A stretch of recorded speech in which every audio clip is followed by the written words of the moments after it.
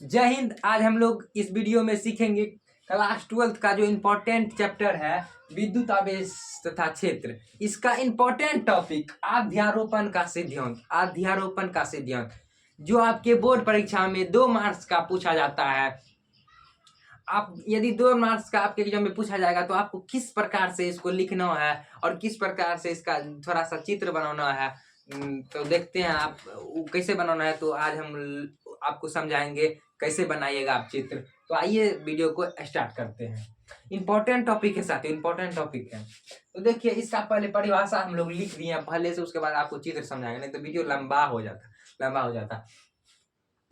तो अध्यारोपण का सिद्धांत देखिए, अध्यारोपण का सिद्धांत क्या होता है। किसी स्थिर बिंदु पर देखिए पहले समझाते हैं।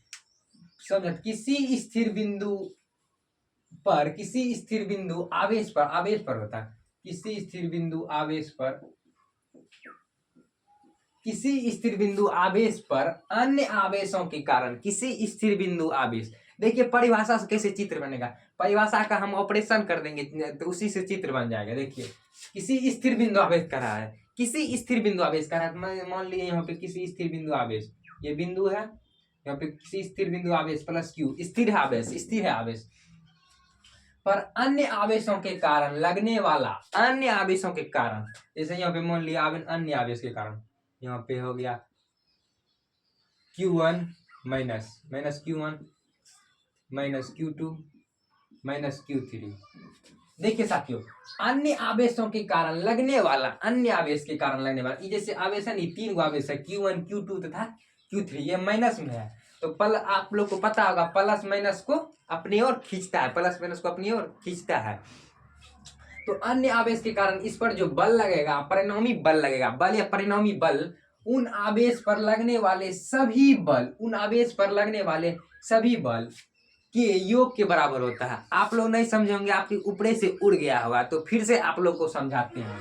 देखिए यहाँ पे क्या कह रहा है, किसी स्थिर बिंदु आवेश, पहले आप इतना समझिए, किसी स्थिर बिंदु आवेश, मान लिए आपको दूसरे कलर से समझाते हैं। किसी स्थिर बिंदु आवेश, मान लीजिए यहाँ पे Q है ना आवेश, वो स्थिर है, ये रुका हुआ है, स्थिर का मतलब रुका हुआ है।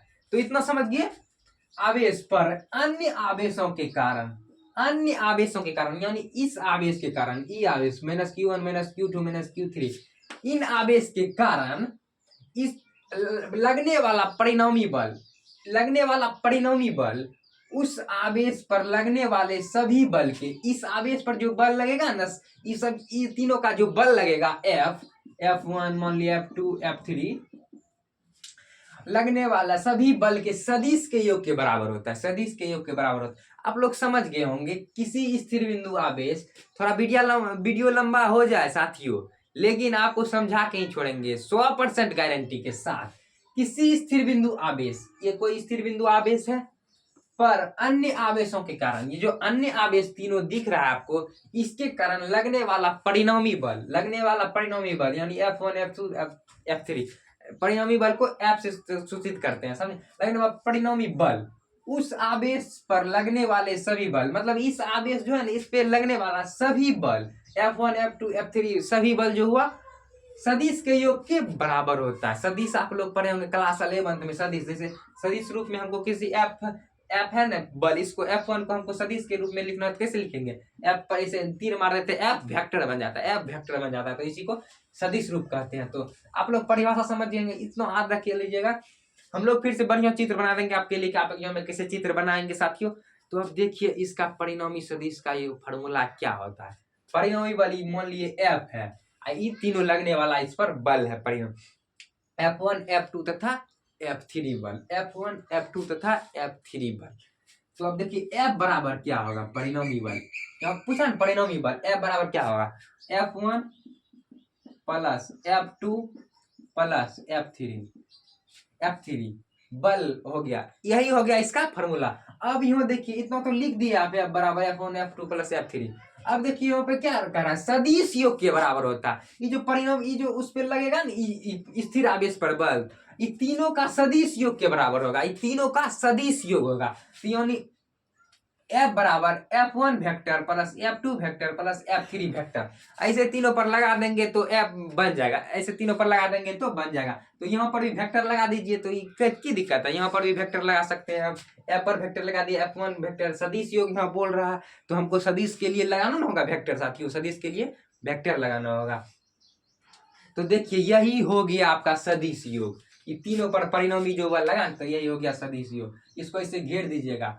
आपका एग्जाम में यदि आपके एग्जाम में यदि आए तो चित्र बनाने का मन होगा, यदि आपको याद रहेगा चित्र तो आप चित्र बनाइएगा, नहीं तो सिर्फ यहाँ पे की लिख दीजिएगा, इतना लिख के F वेक्टर बराबर F1 plus F2 plus F3 vector लिख के ऐसे घेर दीजिएगा, आपको 2 में से 2 मार्क्स मिल जाएगा। तो देखिए साथियों आपको चित्र बढ़िया से बना देते हैं, इस पे गिच पिट हो गया तो मिटा के फिर से बना देते हैं। तो 1 सेकेंड साथियों,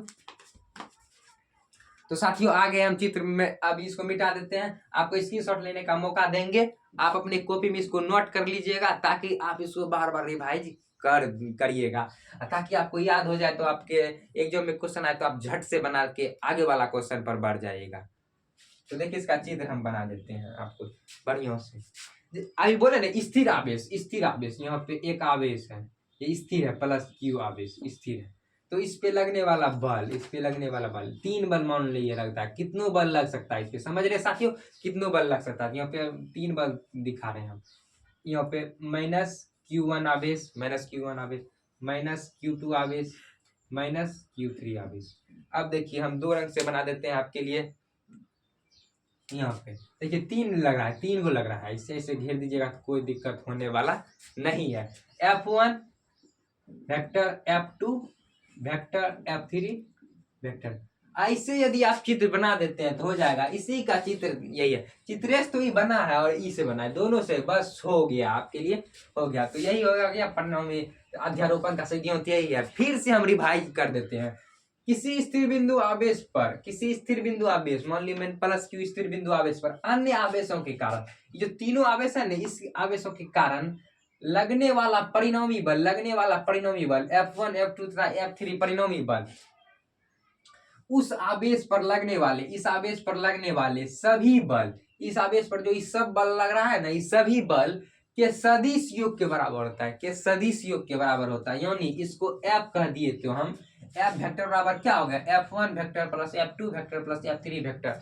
सदिश योग बोले तो आपको वहां पे फट को ऊपर पे से तीर लगा देना है तो वेक्टर में परिवर्तित हो जाएगा। इन्हें आप सदिश हो गया था, सदिश यहाँ ऊपर पर सदिश लिख देते हैं, यहाँ पर जैसे स्वदस्ती का स्व नहीं होगा साथियों, इससे दोष तो नहीं होगा, इस पे वेक्टर लगाना होगा, ऐसे वेक्टर लगा दीजिएगा, तीर हो जाएगा। तो आशा करते हैं आप लोग इस वीडियो में समझ गए होंगे अध्यारोपण का सिद्धांत।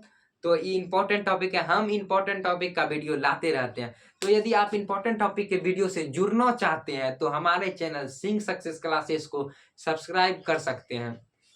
यदि आप थोड़ा कम भी पढ़ते हैं ना तो आप सोचते हैं कि सोचते होंगे कि यार हम कैसे इंपॉर्टेंट टॉपिक का वीडियो पढ़ के सीधे जो क्वेश्चन मिल जाएगी हमें पढ़ लें, तो उसी के लिए हम आपके लिए ये चैनल बनाए हैं कि कैसे विद्यार्थी थोड़ा इंपॉर्टेंट टॉपिक का वीडियो पढ़ के अपने एग्जाम में बेहतर कर सकता है, एग्जाम में बेहतर कर सकता है।